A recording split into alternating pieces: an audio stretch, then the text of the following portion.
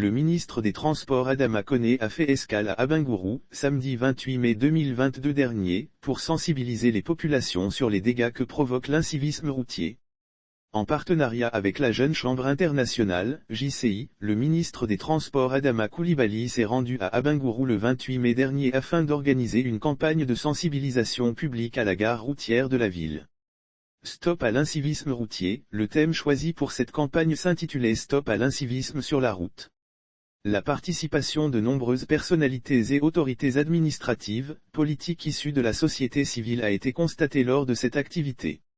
Ceux-ci ont exhorté les citoyens d'Abengourou à se conformer au code de la route et à être responsables.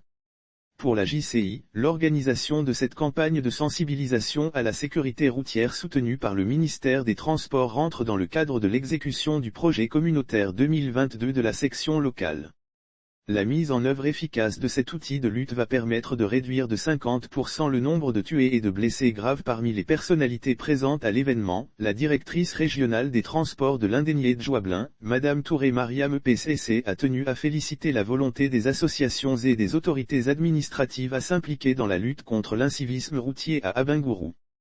Ensuite, Madame Touré a appelé les populations à s'imprégner de la stratégie nationale de 2021 à 2025 pour la sécurité routière car, a-t-elle rappelé, la mise en œuvre efficace de cet outil de lutte va permettre de réduire de 50% le nombre de tués et de blessés graves d'ici à l'horizon 2030.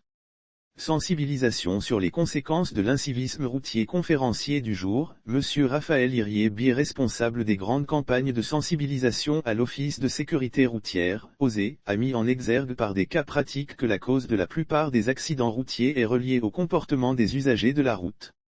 Celui-ci a mis en avant les conséquences que la mauvaise conduite des usagers de la route peuvent engendrer avec en point d'orgue les pertes en vies humaines. Lire aussi Incivisme routier, la police sanctionne 108 infractions en 3 jours, tout sur les sanctions ensuite, c'est à Monsieur Bafa Kone de prendre la parole. Le collaborateur du directeur général de l'OSE a détaillé les lois et textes en vigueur portant sur la conduite d'engins, l'âge requis pour le permis de conduire, les titres de transport et les défauts de documents afférents aux véhicules. La campagne s'est achevée par la distribution de prospectus et de flyers sur la sécurité routière envers le public.